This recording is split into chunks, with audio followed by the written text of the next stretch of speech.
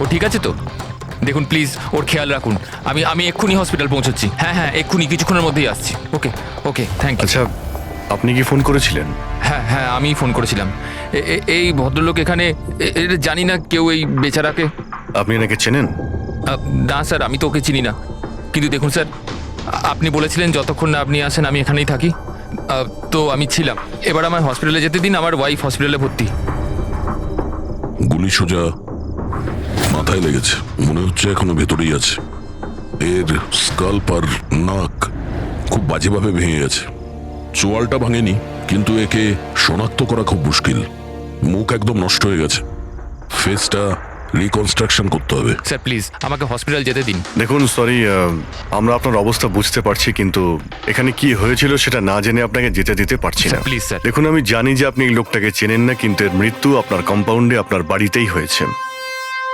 এটা কোনো কোইন্সিডেন্স তো হতে পারে না, কিছু তো ব্যাপার আছে। দেখো তো আশেপাশে কোনো বন্দুক পাও কিনা। স্যার,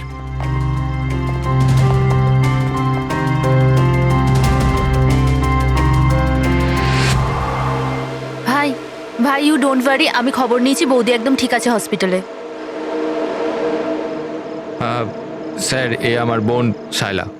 রিসেপশনের পুরো ফাংশনটা এই অর্গানাইজ করেছিল। হ্যাঁ স্যার, আমরা সবাই ফাংশনে বিজি ছিলাম, তখনই গুলি চালানোর আওয়াজ শুনতে পেলাম আমরা। তার আগে কি কি হয়েছিল আমি আপনাকে বলছি। স্যার, 2 দিন আগেই আমার বিয়ে হয়েছে মল্লিকার সাথে, আর আজকে ছিল রিসেপশন। সবকিছু ঠিকঠাক চলছিল। মল্লিকা আমার সকল বন্ধুদের সাথে, সব কালিগদের সাথে আলাপ করছিল। হ্যাঁ, কিছু লোক ছিল যাদের মল্লিকাকে নিয়ে প্রবলেম হচ্ছিল, কারণ ওরা ভাবছিল মল্লিকা আমার স্টেটাসের সমান নয়। বেদান্ত এই মেয়েটাকে বিয়ে করেছে, আর কোনো মেয়ে পেল না? কমসে কম কোনো নিজের স্ট্যাটাসের মেয়েকে নিয়ে আসতো। জানি না কোন বস্তি থেকে নিয়ে এসেছে একে। আই এম শিওর যে এই একে ফাঁসিয়েছে। কিন্তু আমার এইসব কথায় না তো কোনো সমস্যা হয়েছে, না তো হবে। হঠাৎ আমি দুজনকে পার্টিতে আসতে দেখলাম, একটা লোক এবং একজন মহিলা, হাতে ক্যামেরা, গলায় আইডি কার্ড। আমি ভাবলাম হবে হয়তো কোনো রিপোর্টার। তারপর মল্লিকার সাথে কথা বলা শুরু করলো। কে জানে কি জিজ্ঞেস করছিল ওকে, কিন্তু মল্লিকা ওদের কথা শুনে যেন বিচলিত হচ্ছিল। ও ভেতরে চলে গেল। আমি ভাবলাম আমি গিয়ে ওকে আটকাই। আমি রিপোর্টারগুলোর পিছু নিতেই যাচ্ছিলাম কি কেউ একজন আমায় ডাকলো। ওর কয়েক মিনিট বাদেই গুলি চলার আওয়াজটা এলো, আর আমরা সবাই ছুটে বাইরে বেরিয়ে এলাম। আপনারা পিছনে থাকুন, পেছনে সরে দাঁড়ান। সরুন সরুন। আর তারপরেই আমি আপনাকে ফোন করলাম, আর মল্লিকাকে হসপিটাল নিয়ে যাওয়া হলো। আচ্ছা, ওই যে দুটো রিপোর্টার এসেছিল পার্টিতে, ওরা কি কথা বলছিল কিছু শুনেছো তোমরা? আগে না স্যার। আগে হ্যাঁ, আমি শুনেছিলাম কথা বলতে। আমি তো এখানেই দাঁড়িয়েছিলাম, আমার বন্ধুর সাথে কথা বলছিলাম। রিপোর্টারের নাম পামেলা আর করণ, আর ওরা বম্বে ক্রনিকল টাইমসের ছিল। গুড, এ তো খুব ভালো কথা। আর কিছু শুনেছিলেন?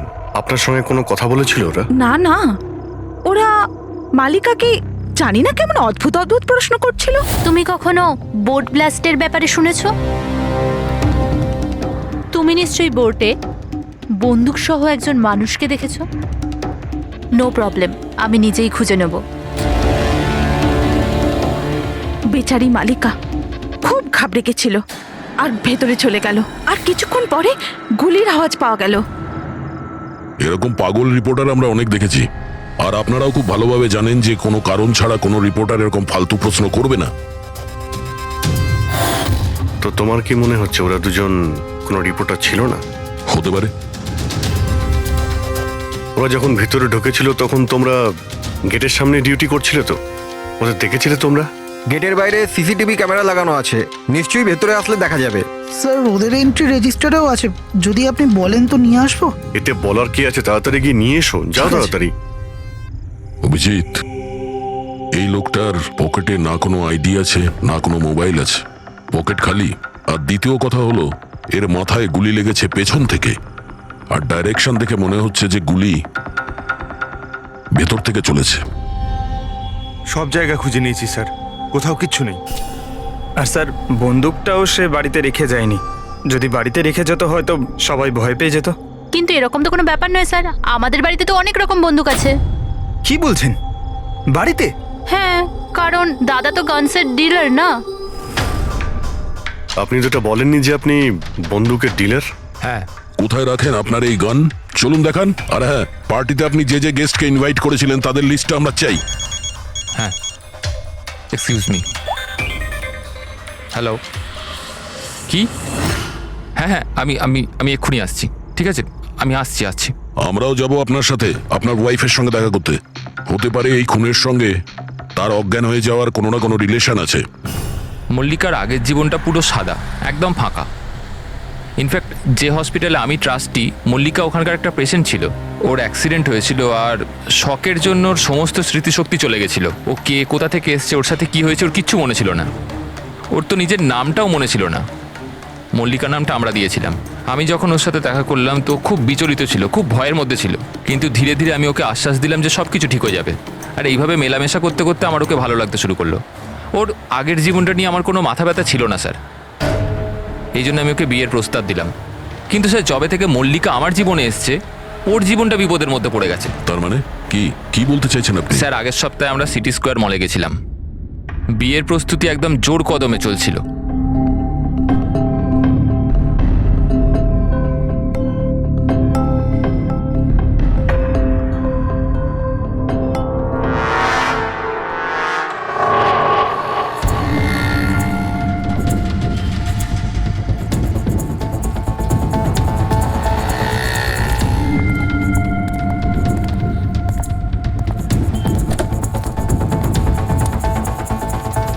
ম্যাডাম, মনে হচ্ছে আমি আপনাকে আগে কোথাও দেখেছি।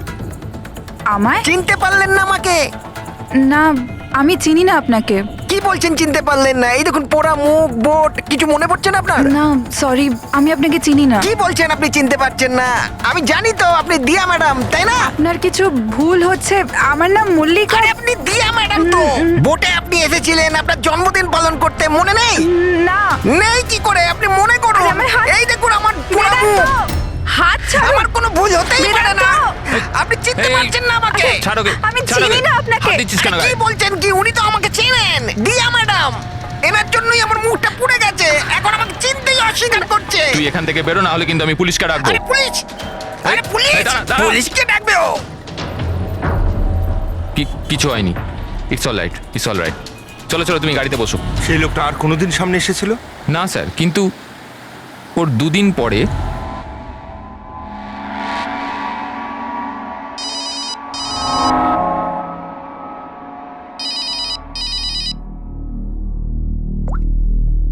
হ্যালো, কেমন আছো সোনিয়া? সোনিয়া? মনে হচ্ছে আপনার কোথাও ভুল হচ্ছে। এখানে সোনিয়া বলে কেউ থাকে না, রং নাম্বার। থাকে, আমি জানি। আমি ওর সাথেই তো কথা বলছি। আর খুব তাড়াতাড়ি আমি তোমার কাছে আসব, তোমার কাছে, তোমাকে মারার জন্য। বেদান্ত, তোমার এই ঘরে যে লোকটা মারা গেছে তার সঙ্গে এর নিশ্চয়ই কোনো সম্পর্ক আছে। হতে পারে ও তোমার ওয়াইফকে মারতে এসেছিল কিংবা হুমকি দিতে এসেছিল। কিন্তু একটা কথা সত্যি যে এটা সেই লোক না যার মুখে ক্ষত ছিল। আমরা চেক করেছি, কিচ্ছু ছিল না। কিন্তু 100% কোনো না কোনো কানেকশন তো আছে।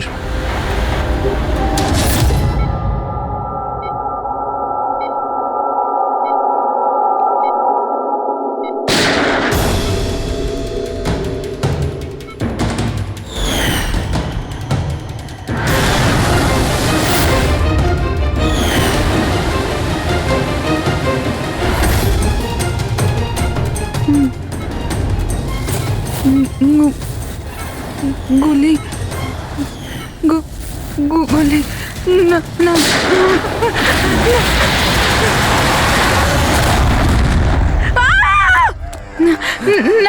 ইনজেকশন। না, কাম ডাউন। আমাকে ছেড়ে দাও।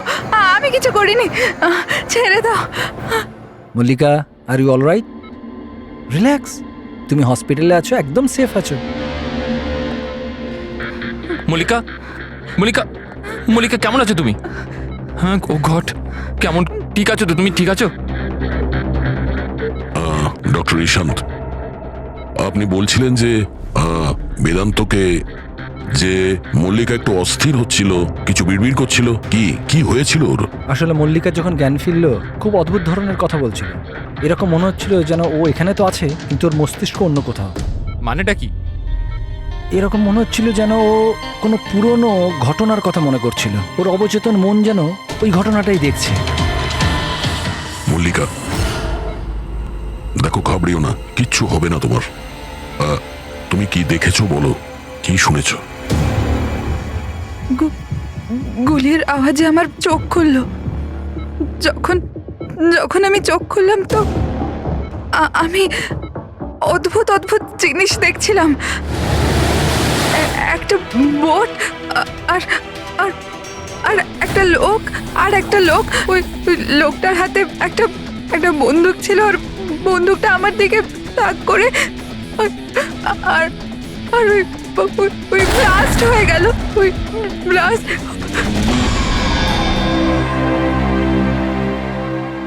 ডাক্তারবাবু, এমনটা তো নয় যে মেডিকেশনের জন্য ওর হ্যালুসিনেশন হচ্ছে, কারণ আমি কখনো ওকে কোনো বোটে নিয়েই যাইনি, তো জানি না, বুঝতে পারছি না তো আমি কিছু। ভালো হতে পারে যে তোমার সঙ্গে দেখা হওয়ার আগে কোনো বোটে গেছিল। হ্যাঁ, তবে তুমি তো বলেছিলে না যে তুমি যখন ওর সঙ্গে দেখা করেছিলে ওর আগের জীবনের কথা কিছু মনেই ছিল না? এক্স্যাক্টলি, এরকম মনে হচ্ছিল যেন ওর কোনো পুরনো ঘটনা বা ওর জীবনের কোনো মুহূর্ত ওর মস্তিষ্কে নাড়া দিচ্ছে।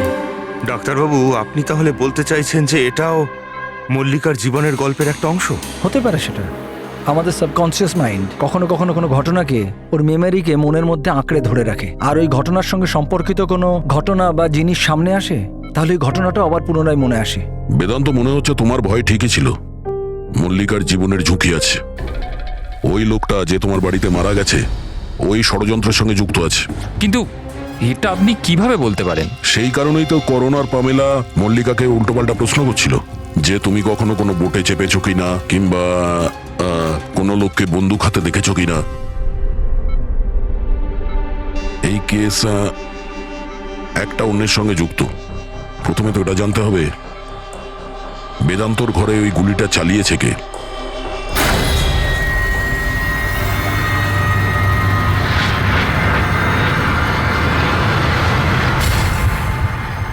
স্যার, এগুলো লিগ্যাল ডকুমেন্ট আর লাইসেন্স সব আমাদের কাছে আছে।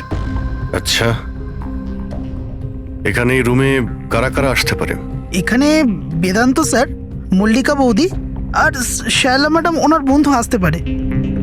অদ্ভুত তো, এখানে তো সবাই আসতে পারে। অনেকে এখানে আসতো, তার মানে তো যে কেউ বন্দুক নিয়ে এখান থেকে ইউজ করতে পারে। স্যার, হ্যাঁ স্যার, এরা দুজন রিপোর্টার সেজে এসেছিল। সিসিটিভি ফুটেজে ধরা পড়েছে। মিডিয়া অফিসগুলো থেকে খোঁজ নিয়ে জানতে পারলাম যে এরা কোনো অফিসেই কাজ করে না। নকল রিপোর্টার? ঠিক আছে, এদের ব্যাপারে খোঁজ নাও আর এখানকার সমস্ত বন্দুক বাজেয়াপ্ত করো।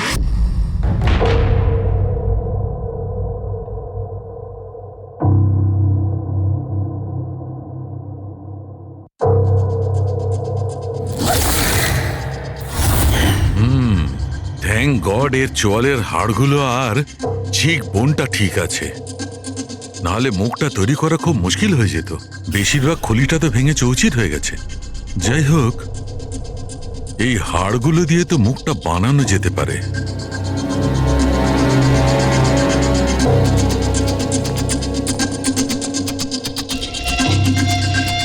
এর মধ্যেই আছে সেই বন্দুকটা যেটা দিয়ে ওকে গুলি করা হয়েছে।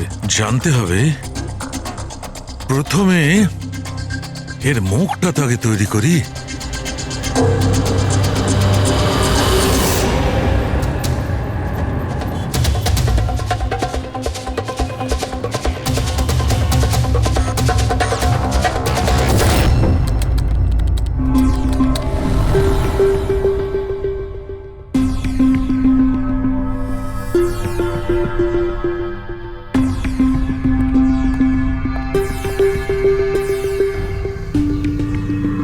মল্লিকার কাছে যে সোনিয়ার নাম করে হুমকি দেওয়া ফোন আসছিল সেটা পিসিও থেকে আসছিল, সেখান থেকে খুঁজে বের করা খুব মুশকিল। আর এই লোকটা, মানে অর্ধেক পুড়ে যাওয়া লোকটা যে ওকে ভয় দেখাচ্ছিল, এর কোনো ক্রিমিনাল রেকর্ডও নেই।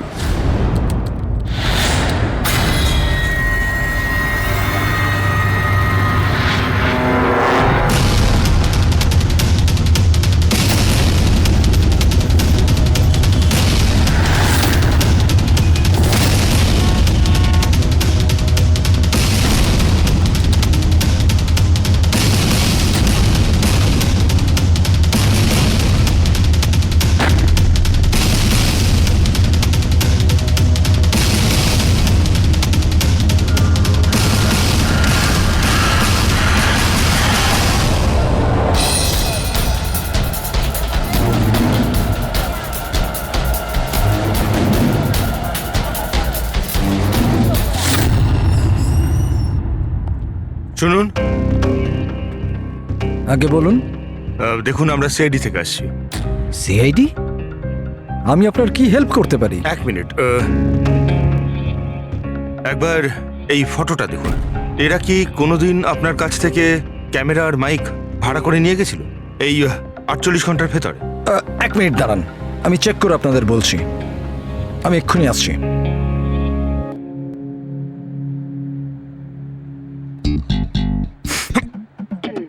কি হয়েছে? আরে ধরিস না, খারাপ আরে হয়ে যাবে। কিচ্ছু হবে না। আরে ওগুলো তো দেওয়ালে এমনিই টাঙানো রয়েছে। কি ফ্রেডি স্যার?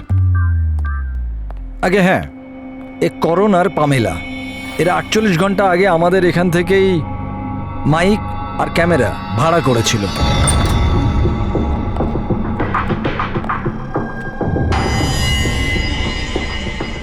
আপনারা কি জানেন মল্লিকার জীবনের ব্যাপারে? সত্যি কথা বলুন। স্যার, আমি আর আমার স্ত্রী থিয়েটার অ্যাক্টার্স।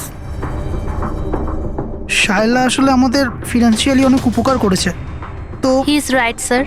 আসলে আমাদের বলা হয়েছিল যে মল্লিকাকে অদ্ভুত অদ্ভুত প্রশ্ন করতে। আমরা তো শুধু ওটাই করেছি। বিশ্বাস করুন, আমরা এটা ছাড়া আর কিচ্ছু জানি না। প্লিজ আমাদের ওপর বিশ্বাস করুন। হেই, শায়লা এরকম কেন করবে? এমন কিছু তো আছে মল্লিকার গত জীবনের ব্যাপারে যে ওই মেয়েটা জানে আর আমাদের কাছে লুকোচ্ছে।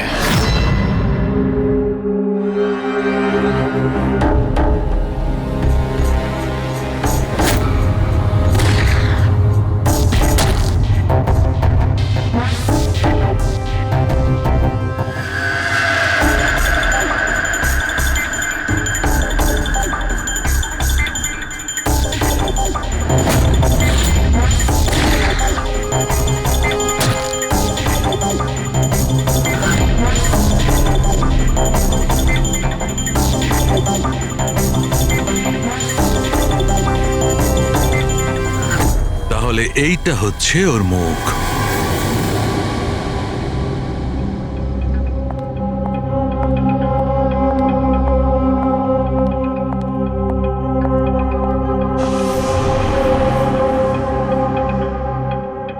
আপনারা এখানে? দাদা বৌদি তো নেই বাড়িতে, ওরা হসপিটালে গেছে চেক আপের জন্য। হ্যাঁ, সেটা আমরা জানি। ওনাদের সাথে নয়, আমরা তোমার সাথে কথা বলতে চাই। আমার সাথে? একে চেনো? না স্যার। আর এদের চেনো? না স্যার। আরে এরা তোমার থিয়েটারের বন্ধু। তুমি তো এটা বলনি যে তুমি অ্যাক্টরদের কাজও দাও। এই পার্টিতে তুমি ওদের ডেকেছিলে না মল্লিকাকে ভয় দেখাতে আর উল্টোপাল্টা প্রশ্ন করার জন্য? এবার তাড়াতাড়ি বলে দাও, এসব তুমি কেন করেছিলে? কি জানো তুমি মল্লিকার ব্যাপারে? হ্যাঁ, ওর আগের জীবনের ব্যাপারে? আর সেই লোকটার ব্যাপারেও যার মৃত্যু তোমাদের বাড়িতে হয়েছে। আমি কিচ্ছু জানি না। মানে বলতে চাইছি, আমি মল্লিকার ব্যাপারে কিচ্ছু জানি না। আমি তো শুধু অতটুকুই জানি যতটা আমাকে ওই লোকটা বলেছিল, যার মুখটা পোড়া। তুমি ওই লোকটাকে চেনো? হ্যাঁ স্যার, যেদিন ওই লোকটা মল্লিকাকে হুমকি দিয়েছিল আমি ওখানেই ছিলাম। আর যখন দাদা মল্লিকাকে সামলাচ্ছিল তখন আমি ওই লোকটার পেছনে গেছিলাম। শোনো। কি হলো? কে তুমি? আর তুমি মল্লিকাকে কি বলছিলে? কি করে জানো তুমি ওকে? এটা আপনি আমায় কেন জিজ্ঞেস করছেন? ওনাকে জিজ্ঞেস করুন যে মল্লিকা সেজে ঘুরে বেড়াচ্ছে, ওনাকে জিজ্ঞেস করুন। দিয়াকে উনি বলবেন যে 1 বছর আগে কি হয়েছিল বোটে। হ্যাঁ, এই দেখুন, এই সব কিছু ওর পরিণাম। আমাকে জিজ্ঞেস করছে কে মল্লিকা। আমার মল্লিকাকে নিয়ে কোনো চিন্তা নেই, কিন্তু আমি শুধু আমার দাদাকে নিয়ে চিন্তিত। আর আমি চাই না ওই পাগল মেয়েটার জন্য আমার দাদাকে হারিয়ে ফেলি। স্যার, এর থেকে বেশি আমি কিচ্ছু জানি না, সত্যি বলছি। স্যার, তার মানে এটা তো ডেড এন্ড। ঠিক আছে, আপনি যান। এখন তো একটাই রাস্তা আছে। প্রথমে এটা জানতে হবে যে 1 বছর আগে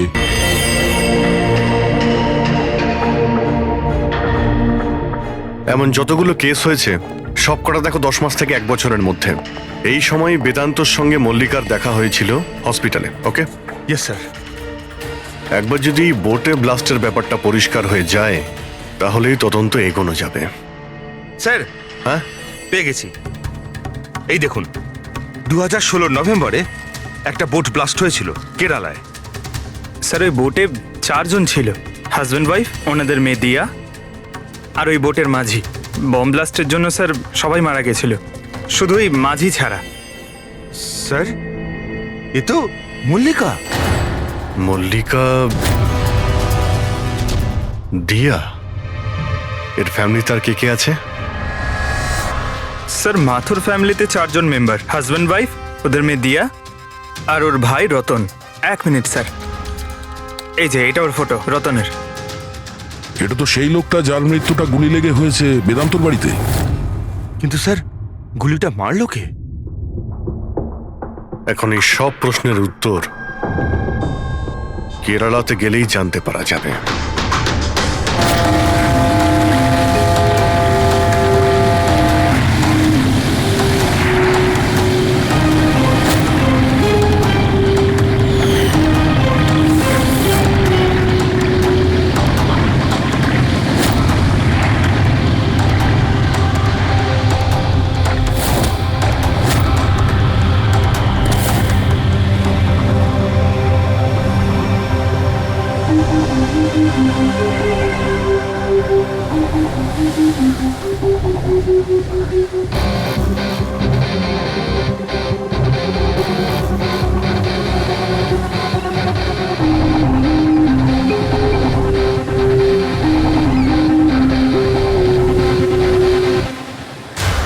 এই জালটাকে ভালো করে ধুতে হবে। সুব্রমণিয়াম, ভালো করে দড়ি দিয়ে বাঁধো। আগে আপনি সুব্রমণিয়াম? হ্যাঁ। সিআইডি, মুম্বাই। 1 বছর আগে ডিসেম্বর 2016-তে আপনার বোটে ব্লাস্ট হয়েছিল, সেই ব্যাপারে জানতে এসেছি। তাতে একজন পুরুষ আর একজন মহিলা মারা গেছিল, আর ওর মেয়েটা হারিয়ে যায়। আপনার বোটের মাঝিও তো ছিল ওতে। মাঝি? হ্যাঁ, আপনার বোটের মাঝি তো ওই বোটেই ছিল। হ্যাঁ স্যার, মাঝিও ছিল। প্রচুর লোকসান হয়ে গিয়েছিল আমার। 3 জন লোকের ফ্যামিলি এসেছিল, ভাড়া নিয়েছিল আমার নৌকোটাকে। ওদের ওই আইল্যান্ডে যাওয়ার কথা ছিল, নিজের বাংলোতে। স্যার, হঠাৎ ব্লাস্ট হয়ে গেল, সব শেষ। আমার নৌকোটাও, আমার মাঝিটাও, ও বেচারাও খুব কষ্ট পেয়েছিল। অর্ধেক মুখ জ্বলে গিয়েছিল ওর। আচ্ছা, এই কান্তকে এখন কোথায় পাওয়া যাবে? এখন বলতে পারবো না স্যার, আমি জানি না ও কোথায় থাকে এখন।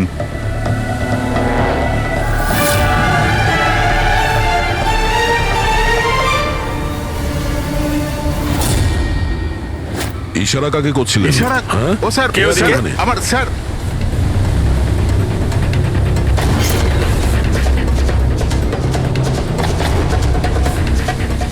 এই, এই, এই, এই, দাঁড়া।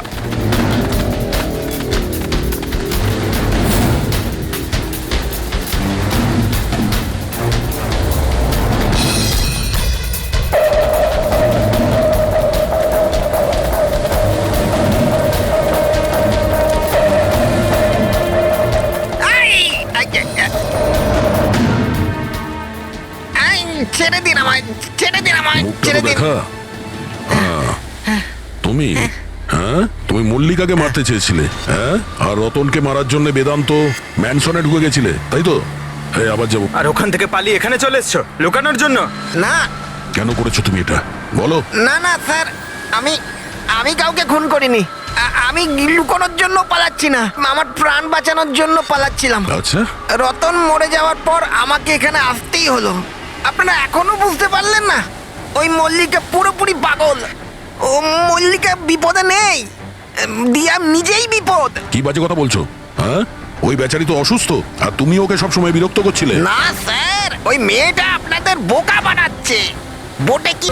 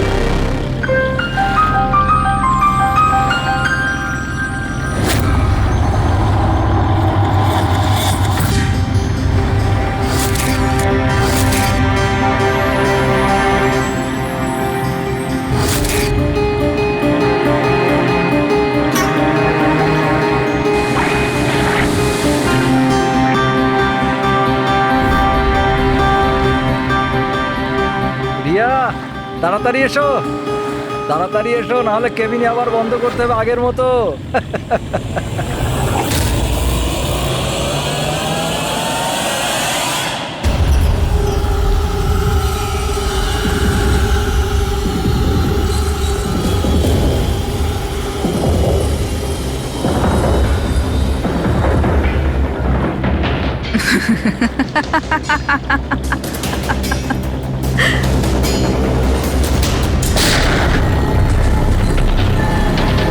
এটা আপনি কি করলেন? নিজের বাবা মাকে মেরে ফেললেন। দিয়া ম্যাডাম, এটা আপনি কি করলেন?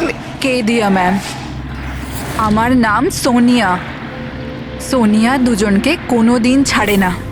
এক, যে ওকে ঘরে বন্দি করে। দ্বিতীয়, যে ওকে খারাপ কাজ করতে দেখে আমাকে নেয়। মারবেন না।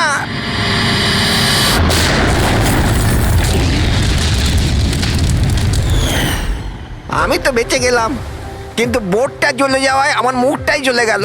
তারপর আমি রতনের সাথে দেখা করতে যাই, যে এই বোটের বুকিং করেছিল। ও বলল কাউকে এটা বলতে না, যে একটা বড় দুর্ঘটনায় ওদের পুরো ফ্যামিলিটাই শেষ হয়ে গেছে। খুব বড় লোক ওরা, অনেক বদনাম হবে ওদের, এই জন্য বলিনি আমি। কিন্তু এটা কার জন্য হলো?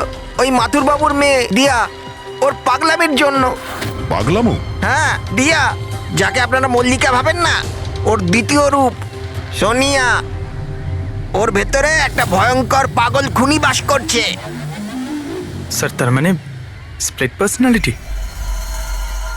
যদি এ সত্যি কথাই বলে, তাহলে তো আমাদের আগে এটা জানতে হবে যে দিয়ার ভেতরে সোনিয়া ও রতনের খুন করেছে কিনা। আর যদি করে থাকে, তাহলে দিয়ার ভেতরে সোনিয়াকে যে কোনোভাবেই জাগাতে হবে।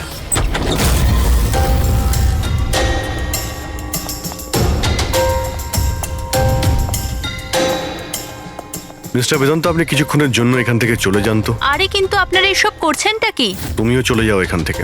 কিন্তু কিছু বলুন তো, ব্যাপারটা কি? সবকিছু বলবো, আপনি আগে এখান থেকে চলে যান প্লিজ। যান যান বাইরে। যান, তুমিও যাও। না না, আপনি না, আপনি ওখানে বসুন। স্যার, আপনি বসুন ওখানে। বেদান্ত, চলুন বসুন ওখানে। কি হয়েছে স্যার? সব ঠিক আছে? কিছু হয়নি, এবার হবে। আজকের পর থেকে না আপনি বেদান্তর সঙ্গে দেখা করবেন, আর না ওর বোনের সঙ্গে। শুধুমাত্র এদের দুজনের সঙ্গেই না, তুমি কারোর সঙ্গে দেখা করবে না। হ্যাঁ, কিন্তু কিন্তু কিন্তু বাদ দাও। একটা কথা পরিষ্কার করে শুনে রাখো সোনিয়া, না তুমি কারোর সঙ্গে দেখা করবে, আর না কারোর সঙ্গে কথা বলবে। আর আমাদের পারমিশন ছাড়া তুমি এই বাড়ি থেকে এক পাও বাইরে রাখবে না। এই বাড়িতে তুমি বন্দি। সোনিয়া, কেন কেন কেন যাব না? যাব, নিশ্চয়ই যাব, যাব। এইভাবে কথা বলবে না, আমি যাবই। তুমি কোথাও যাবে না। তুমি এইভাবে কথা বলবে না। বাইরে যাওয়া তো দূরের কথা, এই জলটা এখানে রাখা রইলো। আমাদের পারমিশন ছাড়া তুমি এই জলটাও খেতে পারবো না, বুঝেছো?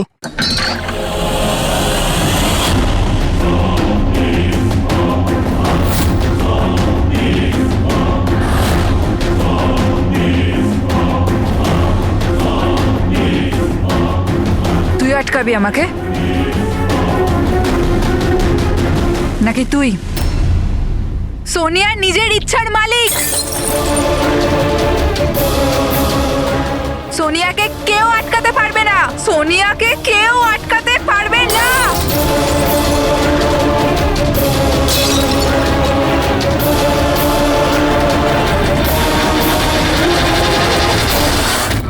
কাউকে ছাড়বো না, কাউকে ছাড়বো না আমি। ছাড়ো, ছাড়ো, ছাড়ো। এদিকে চুপ করে বসো। না, না, কিচ্ছু করতে পারবে না তোমরা, কিচ্ছু করতে পারবে না। সোনিয়া থাকতে দিয়ার কেউ কিচ্ছু করতে পারবে না, কিচ্ছু করতে পারবে না।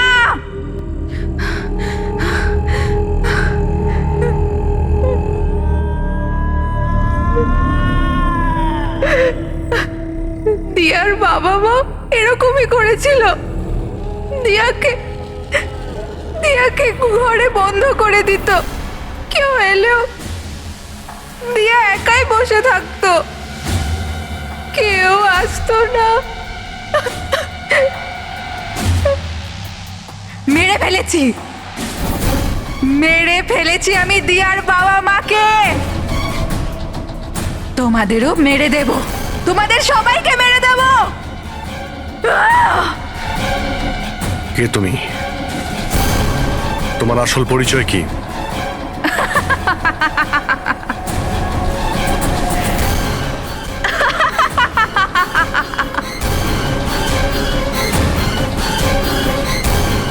আমি কে?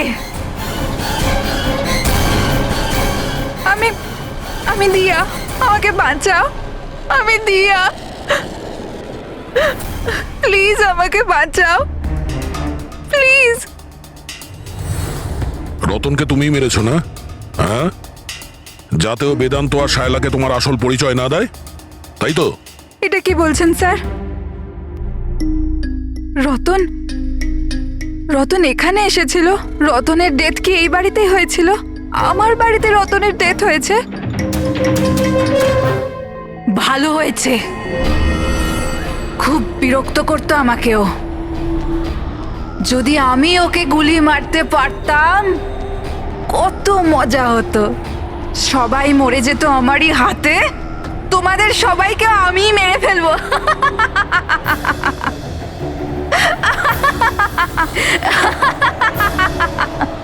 খোলো আমাকে, আমি বলে দিচ্ছি, আমাকে খুলে দাও, না হলে তোমাদের সবাইকে মেরে ফেলবো।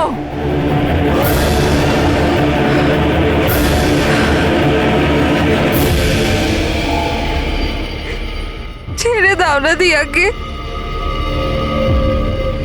প্লিজ প্লিজ আমায় ছেড়ে দাও। আমি কিচ্ছু জানি না।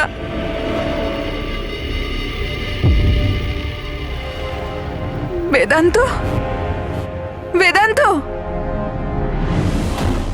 বেদান্ত, তুমি কোথায় গেলে? বেদান্ত কোথায়? প্লিজ আমাকে এখান থেকে নিয়ে যাও।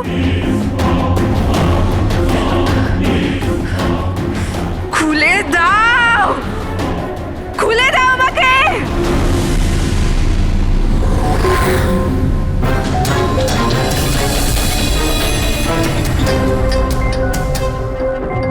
এই হচ্ছে সেই বন্দুক যেটা থেকে গুলি করা হয়েছে।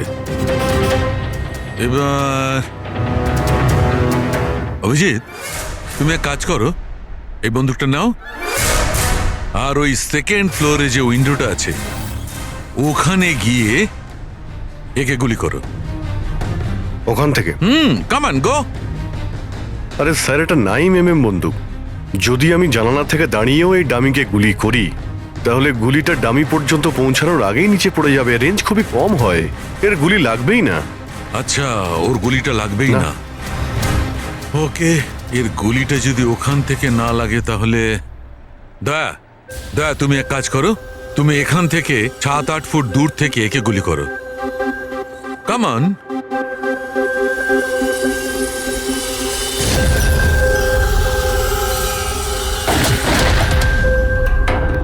আপনি প্রমাণ কি করতে চাইছেন ডক্টর সালুকে? দয়া এটাই যে মল্লিকা বিপজ্জনক হতে পারে, খুনিও হতে পারে, কিন্তু ও নিজের ভাই রতনকে মারেনি। কি বেসিসে তুমি এটা বললে? আমি বলছি, দয়া, যখন তুমি একে গুলি মেরেছো, এই গুলিটা সিধে এখানে গিয়ে লেগেছে এর খুলিতে, নিচের দিকে। হ্যাঁ, যদি এই গুলিটা সেকেন্ড ফ্লোর থেকে ছোঁড়া হতো, তাহলে অভিজিৎ যেমন বলেছে, ওই গুলিটা এখানে সে পৌঁছতোই না, নিচে পড়ে যেত। আর মনে করো যদি ওটা খুব পাওয়ারফুল গান হয়, গুলি একে লেগেও যায়, তাহলে গুলিটা এর ওপর থেকে নিচের দিকে লাগতো, কারণ গুলিটা এইভাবে আসতো এই ওপর থেকে নিচের দিকে। কিন্তু আমি যে ক্ষতটা পেয়েছি ওটা একদম সিধে গেছে, সিধে। সেই জন্য মল্লিকা এই গুলিটা চালায়নি। স্যার, কিন্তু যদি মল্লিকা গুলি না চালায় তাহলে কে চালালো? এই গুলিটা যেই চালিয়ে থাকুক, ও এখানেই ছিল, এই গ্রাউন্ড ফ্লোরে, এরই আশেপাশে। তার মানে স্যার, ও পার্টিতে উপস্থিত ছিল। আর যখন পার্টিতে ছিল তাহলে পার্টির জামা কাপড় পরেছিল। আর যদিও গুলি চালিয়েই থাকে তাহলে ওর কাপড়ে গান পাউডারও থাকবে। কারেক্ট। বেদান্তর বন্ধু মল্লিকা আর ওর ননদ আর ওই যে দুজন নকল রিপোর্টার ছিল না, ওদের সবার ড্রেস নিয়ে আসো, ওদের না জানিয়ে।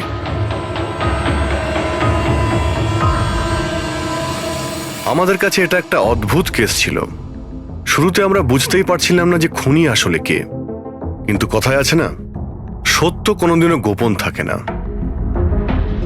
ও মল্লিকাকে হুমকি দিয়েছিল, ভয় দেখিয়েছিল, এটা সত্যি। আর 1 বছর আগে মল্লিকা ওর বাবা মাকে খুন করেছিল, এটাও সত্যি। কিন্তু মল্লিকার ভাইয়ের খুন না মল্লিকা করেছে আর না নৌকো চালক করেছে। রতনের খুন সেই করেছে যে রতনের খুব কাছে দাঁড়িয়েছিল, একদম কাছে। আর সে শুরু থেকেই আমাদের চক্রব্যূহতে ফাঁসিয়ে রেখে দিয়েছিল, আর আমরা ঘুরেই যাচ্ছিলাম। শেষ পর্যন্ত সে তারই চক্রব্যূহতে ফেসে যায়। ও আমাদের অনেক মিথ্যে কথা বলেছে, অনেক মিথ্যে, কিন্তু সত্যি বেশি দিন গোপন থাকে না। বেদান্ত, তুমি আমাদের অনেক মিথ্যে বলেছ, কিন্তু তোমার এই ড্রেস সত্যিটা বলে দিয়েছে। আমরা তোমার জামার থেকে গান পাউডার পেয়েছি।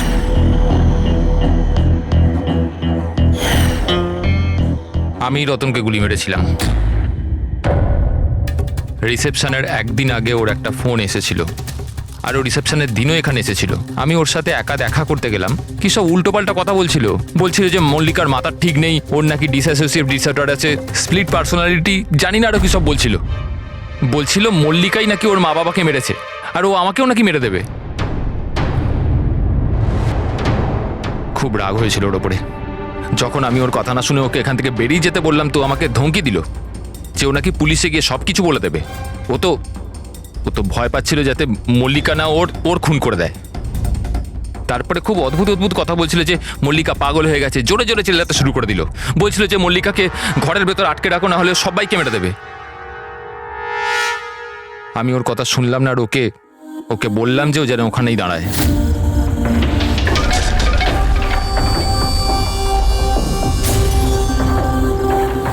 ওকে আমি নিজের প্রাণের থেকেও বেশি ভালোবাসি। আর ওই রতন, আরে এই রতন ওকে পাগল বলছিল, ওকে জেলে পাঠাতে চাইছিল। সবকিছু শেষ হয়ে যেত, মল্লিকার জীবন, আমার ইমেজ, এই সব কিছু শেষ হয়ে যেত। সেটা তো মিস্টার বেদান্ত ধরে নাও শেষ হয়েই গিয়েছে। আর তুমি এটা কি করে ভাবলে যে তুমি কারো খুন করে দেবে আর তোমার জীবন আর ইমেজ ঠিক থাকবে? হ্যাঁ, মল্লিকা ওরফে দিয়া এই অপরাধ অজান্তে করেছে, সজ্ঞানে করেনি। কিন্তু তুমি সবকিছু জেনে এই অপরাধ করেছ, সেই জন্য